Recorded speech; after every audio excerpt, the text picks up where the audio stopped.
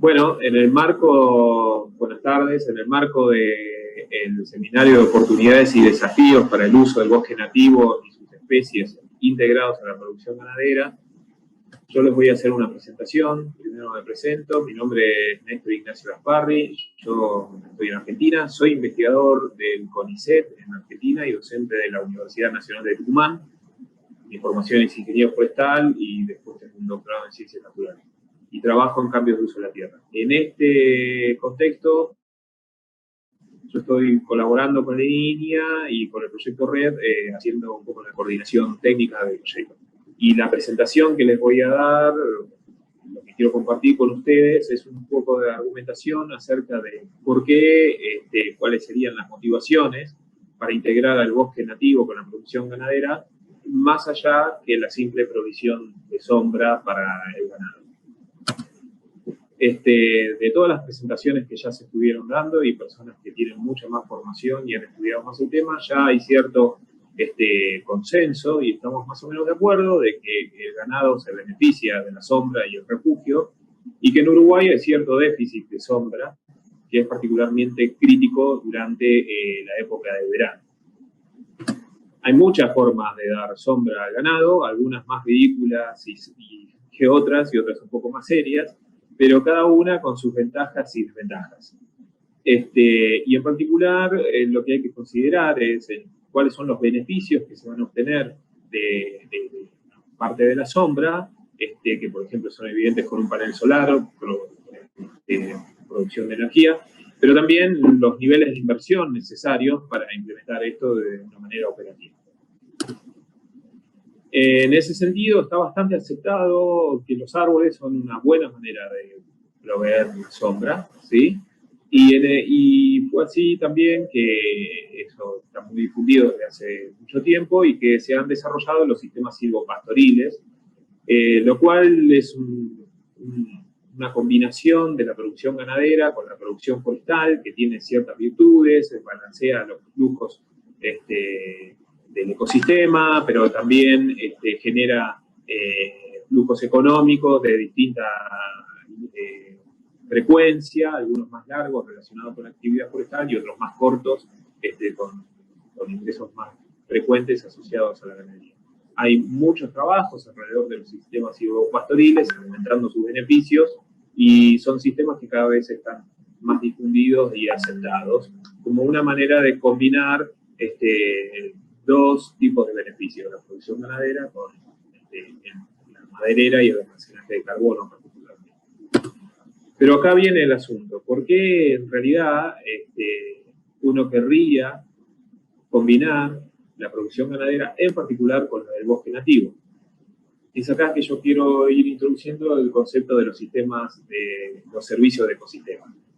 Cada ecosistema, sea natural o productivo, reúne una serie de cualidades que son distintivas en cuanto a los beneficios que generan para la sociedad, ¿sí? Y en particular, los bosques nativos tienen una combinación que es bastante difícil, si no imposible, de reunir con otros ecosistemas. Vayamos un poco sobre el concepto de los servicios de ecosistemas. Los servicios de ecosistemas, en el Millennium Assessment del 2005, se definieron como los beneficios que las poblaciones humanas obtienen directa o indirectamente de las propiedades y procesos del ecosistema.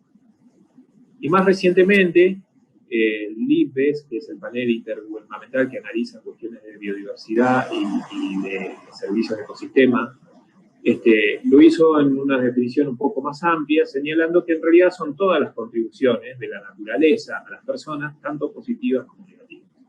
En el círculo de izquierda, ustedes lo que ven es que hay una multitud de servicios de ecosistemas, este es el gráfico que se usa en el IPBES frecuentemente, y que en realidad hay 4 tipos de servicios de ecosistemas: provisión, regulación, culturales y de soporte. Vayamos un poquito en detalle a cada uno de ellos. Los servicios de ecosistema de soporte son aquellos que son necesarios para que los otros existan. Tienen que ver con la existencia en sí mismo del ecosistema. Y en general están asociados con las cuestiones, por ejemplo, de conservación del suelo y de la fertilidad del suelo, pero también del funcionamiento de la vegetación en términos de productividad y de perpetuidad de la vegetación, de renovación. Por ejemplo, regeneración por las especies a través de las semillas vegetativas. Después está el servicio de ecosistemas de provisión, que son en general los productos que uno tiene del ecosistema. Incluye cosas físicas como el alimento, las fibras, la madera. Después están los servicios de ecosistemas de regulación, que tienen más que ver con cómo el ecosistema funcionando regula flujos, desde flujos ecosistémicos que son servicios. Y en particular ahí entran cosas como la captura y el almacenaje de carbono, que luego regula el clima, pero también la purificación del agua, la emisión de sedimentos, la purinización o el control de plagas. Y después están los servicios de ecosistemas culturales, que son beneficios no materiales y que tienen que ver con cómo la sociedad valora y utiliza los ecosistemas. Y cuando digo utiliza, en términos de recreación, de bienestar psicológico muchas veces, o incluso a veces de la identidad como pueblo o como grupo social que hace por el uso cultural y identidad cultural simbólica que le atribuye a los ecosistemas. Entonces, aparte de estas cuestiones, a mí me parece que es importante por lo menos tener en mente quiénes son las personas o los grupos sociales que se benefician y de qué manera de los distintos servicios de ecosistema. Y solo una distinción muy sencilla, que no siempre se da tan clara, pero bueno, tenemos ecosistemas de uso común y globales. Eso podría ser, por ejemplo, la biodiversidad y la regulación del clima. Común quiere decir que todos, el conjunto de la sociedad se beneficia. Después hay servicios de ecosistemas más comunes y de tipo local, como puede ser la regulación de una cuenca. Hay un colectivo social que se beneficia de la regulación de la cuenca, o de la regulación del clima en general, o de la calidad del agua que provee esa cuenca por los ecosistemas. Y después están los privados, o los servicios de ecosistemas que funcionan más con una lógica de privado, que en realidad quiere decir que si hay un grupo o una persona que utiliza ese servicio, otros después no lo pueden usar. Y en esto, generalmente, el acceso físico a cuestiones como el alimento, la leña, tiene estas características, y en general son los servicios que tienen mercados desarrollados. Entonces, veamos. Cuando uno piensa, y esta es una lista tentativa que yo he armado, digamos, en función de la interacción que he tenido en el último tiempo con los profesionales y la gente que ha trabajado mucho más que yo en bosques nativos de Uruguay, pero cuando uno piensa en cuáles son los servicios de ecosistemas que particularmente parecen ser valorados en los bosques nativos de Uruguay, se encuentra con que hay una cuestión de soporte y se menciona que estos bosques tienen una buena adaptación a las condiciones de Uruguay y que en todo caso serían bastante resilientes y, ¿por qué no?, quizás hasta baratos de mantenerlos. Básicamente, si uno deja que la naturaleza haga su trabajo, se mantienen medio solos. Almacenan carbono y regulan el clima global, por eso estamos en un proyecto RED. Como se dijo antes y que motivó esto y que parece que es lo más asentado y aceptado, es una buena fuente de sombra y abrigo para la ganadería, y eso escasea en Uruguay. Pero después también es provisión de leña de calidad y da la impresión que valorada en términos culturales también, como que parte de la sociedad uruguaya prefiere hacer sus asados o comidas con una leña de bosque nativo. Tiene un rol muy, muy importante en la regulación de cuenca. Hay un grupo del proyecto RED que está evaluando cómo los bosques nativos regulan, filtran contaminantes que estarían accediendo de otra manera a los cursos de agua. Son muy importantes en términos de conservación por los ambientes y hábitats para la biodiversidad. Una parte muy importante de la biodiversidad de Uruguay está relacionada con la presencia de bosque. Y después tienen valores escénicos que pueden ser utilizados en términos de atractivos turísticos. Ahora el asunto, y ustedes deben estar pensándolo, la frazada es corta. No se puede hacer todo en todos lados y siempre hay como un compromiso. Si voy a hacer una cosa, tengo que sacrificar un poco. Esto lo han pensado para los servicios de ecosistema y es lo que representan estos gráficos medio clásicos de flores de distintos servicios de ecosistema, en donde lo que se ve es que según el ecosistema que uno tenga, sea un ecosistema natural o uno productivo, lo que se hace es favorecer la provisión de un servicio de ecosistema sobre otro.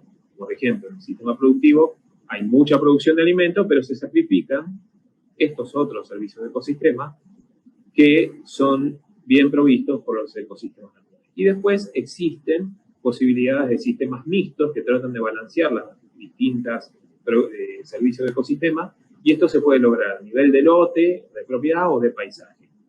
Y eso es el punto que yo quiero argumentar, que son los pasos que se necesitan avanzar para llevar estos conceptos a la planificación.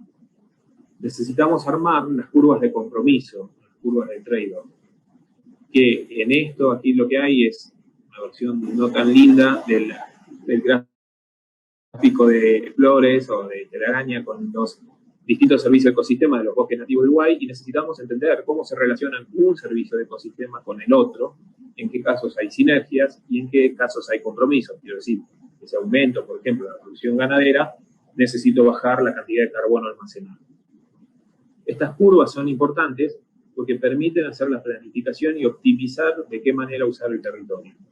Y lo que es importante, ¿sí?, es que la forma de la curva depende del ambiente, pero también depende de la tecnología o del conocimiento que existe para organizar en el espacio y hacer y obtener la provisión de los dos servicios de ecosistema. Entonces, la forma de la curva va a condicionar cómo planificar, y esta curva se puede cambiar su forma a medida que uno obtiene y mejora tecnologías que lo que hacen es balancear, o formas de gestión, ahí incluyo la tecnología, que balancean la provisión de distintos servicios de ecosistema.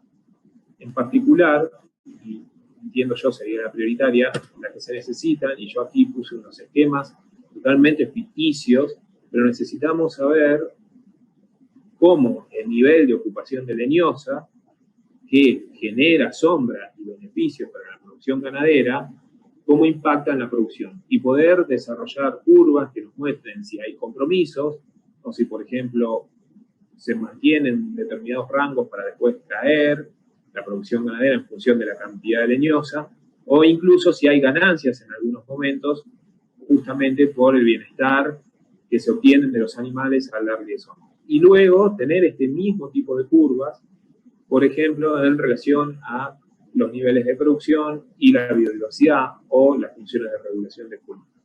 Este tipo de curvas, para mí, son un tema emergente en la agenda de investigación para poder avanzar en la planificación de integración del bosque nativo con la producción. Muchas gracias.